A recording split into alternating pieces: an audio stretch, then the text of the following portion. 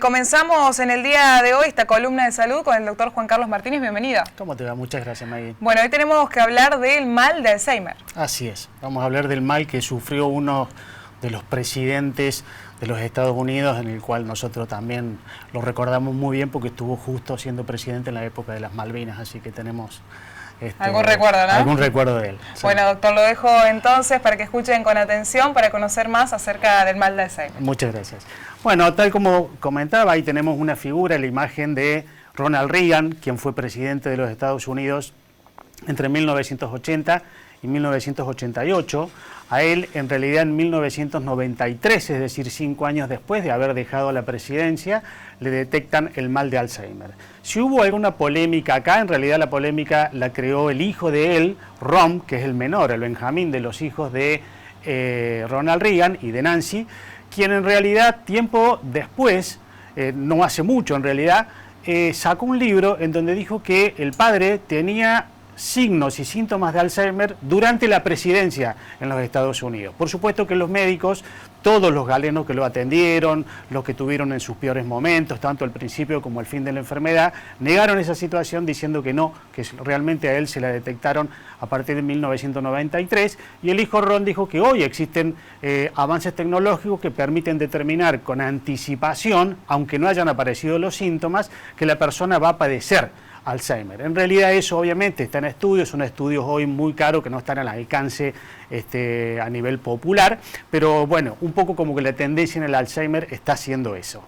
El Alzheimer obviamente nosotros vamos a dividirlo en dos, hoy vamos a hablar de una primera parte, el martes que viene vamos a hablar de la segunda parte, ya que es un tema un poquito extenso, y como muchos conocen, es una de las demencias más frecuente. La demencia es cuando uno pierde capacidades cognitivas, como por ejemplo la memoria, la atención, la fijación, las capacidades intelectuales, genera apraxia, agnosia y afasia, es decir, dificultades en expresar un nombre determinado, en vestirse, presentan desorientación temporoespacial, a veces se ponen irritables, pero no quiero hablar mucho de los síntomas porque en realidad querría dejarlo para el martes que viene. Lo que sí realmente quiero decir, si vamos a ver en la primer placa, vamos a ver algunos datos, como por ejemplo, esto es un poco la epidemiología de la enfermedad, es la más común de todas las demencias. Recordemos que el 70% aproximadamente de todas las demencias son tipo Alzheimer. Por eso cuando uno realmente dice Alzheimer parecería que está abarcando a todas las demencias. No es así, pero en realidad lo hace por una cuestión de frecuencias. El 70% pertenecen al Alzheimer. El 20% pertenecen aproximadamente a lo que llamamos demencia multiinfártica, o sea que la causa se debe fundamentalmente a problemas de circulación cerebral, a los famosos ACV que muchas veces determinan el comienzo de un trastorno demencial, y después tenemos un 10% para el resto de las enfermedades. Por eso decimos que es la más común. El 7% de las personas entre 65 y 74 años padecen de diagnóstico de Alzheimer. El 20% entre 75 y 84 años padecen de demencia Alzheimer y el 50% de más de 85 años de las personas presentan, obviamente, diagnóstico de Alzheimer. Esto significa que es una enfermedad realmente que es muy costosa desde el punto de vista sanitario. Recordemos que cada vez tenemos más edad. Vivimos más tiempo por una cuestión de los avances tecnológicos, por la calidad de vida, etcétera, con lo cual estas enfermedades de los adultos mayores cada vez es mucho más frecuente y hay que prestarle mucha atención porque va a ser un mal de salud si no le prestamos la debida atención. Ahora, ¿cuál es la causa por la cual se presenta el Alzheimer? En realidad, la causa no se la conoce, pero se estima que son 2 proteínas las que realmente actúan mal o empiezan a ser sustancias tóxicas dentro del cerebro. Si vamos a la siguiente placa, vamos a ver acá, en esta parte tenemos una imagen de un cerebro normal y acá un cerebro con Alzheimer. Esto es una neurona, o sea, las células del cerebro. Recordemos que nosotros tenemos 100.000 millones de células, o sea, de neuronas. Cada una de estas neuronas se comunica con 50.000 neuronas, o sea que imagínense la cantidad de autopistas neuronales que hay aquí adentro de nuestro cerebro. Este es el cuerpo de una neurona. Y esto es lo que sostiene realmente las glías, que son células que sostienen o sustancias que sostienen como la estructura realmente de donde se asientan las neuronas.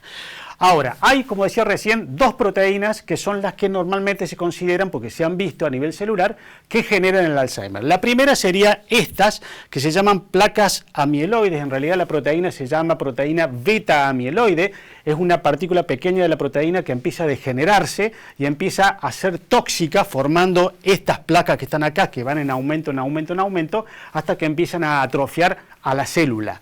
Y la segunda, se forman estos ovillos neurofibrilares dentro de la neurona a través de una proteína que se llama la proteína tau. La proteína tau es una proteína que está aquí adentro y al empezar a generar ovillos neurofibrilares, en realidad lo que está haciendo es dificultar la comunicación entre neurona y neurona. Es como si acá tuviesen un camino limpio para ir de un lado hacia el otro y acá en realidad está obstaculizado ese camino. Por lo cual la célula se empieza a degenerar, empieza a atrofiarse y por supuesto muere. Esto desde el punto de vista micro. Vamos a la siguiente placa en donde vamos a ver lo macro en una forma figurativa. Acá tenemos una imagen, por ejemplo, del cerebro. Nosotros cuando buscamos imágenes en el cerebro a través de los estudios por imágenes, lo primero que vemos es la corteza cerebral. La corteza cerebral, este es un cerebro normal, este es un cerebro con Alzheimer. La corteza cerebral normalmente tiene hendiduras, surcos entre una corteza y una corteza. Fíjese que ahí hay como que se hunde un poco hacia adentro. Esto es para aumentar el volumen de la corteza cerebral.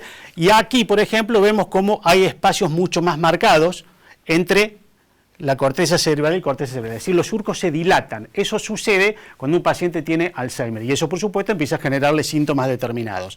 Aquí tenemos otra sustancia, el hipocampo. El hipocampo, para que más o menos se entienda un poco, es como el disco duro nuestro en donde guardamos nuestra memoria, es nuestro archivo. Por eso la memoria es uno de los principales síntomas, yo diría que es el primer síntoma que aparece en la demencia Alzheimer.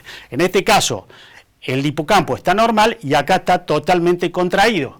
Y lo otro que normalmente aparece es esto, que son los ventrículos, y en un cerebro Alzheimer aparecen mucho más agrandados, porque se produce una dilatación de los ventrículos. Todo esto obviamente nos permite diagnosticar con más exactitud la patología del paciente. Y vamos a la otra, que es la última placa. Aquí vemos... Nosotros podemos pedir resonancia magnética nuclear, tomografía axial computada, SPECT, que antes los SPECT no se pedían, pero ahora ya se piden, se hacen aquí en Río Cuarto también. Antes era un método muy sofisticado y muy, no sé si decir muy caro, pero no estaba al alcance de todos. En estos momentos es más accesible. Y cualquier estudio que nosotros pidamos, como este que está acá vamos a ver un cerebro normal, lo que acabamos de ver en la imagen anterior, a través de un dibujo, digamos, de una imagen. Acá vemos de nuevo cómo los surcos corticales están bien pegaditos uno con otro, y aquí lo vemos cómo están bien separados. Este es un cerebro con Alzheimer. Aquí vemos cómo el ventrículo está pequeño y acá se está agrandando hacia abajo y hacia los costados. Simplemente esto era para mostrar algo. Y con respecto a la pérdida de memoria, que normalmente siempre es uno de los síntomas que aparece y uno de los síntomas que a la gente le preocupa mucho, siempre hago esta aclaración. Todo Alzheimer comienza con pérdida de memoria, pero no toda pérdida de memoria es Alzheimer. Claro. Hoy tenemos pacientes que tienen 50, 55 años, 60, y que ya empiezan a perder la memoria y tienen miedo de que sea Alzheimer. Entonces siempre decimos, no, bueno, vamos a investigar, vamos a estudiar, pero el hecho que tenga una pérdida de memoria no significa que es Alzheimer. Puede tener pérdida de memoria porque está depresivo, puede tener pérdida de memoria porque está ansioso, porque sufre de estrés, etcétera. Pero con lo cual, bueno, con estudios como este, por ejemplo, se puede hacer la diferenciación. Bien, el próximo martes vamos a seguir hablando acerca de esto y para conocer un poco también cómo se trata, ¿no? Exactamente, vamos a hablar de cómo se trata, vamos a seguir hablando de los síntomas, haciendo más hincapié, de los factores de prevención que podemos utilizar y los riesgos, digamos, para minimizarlos. Muchísimas gracias, doctor, por su visita. A vos.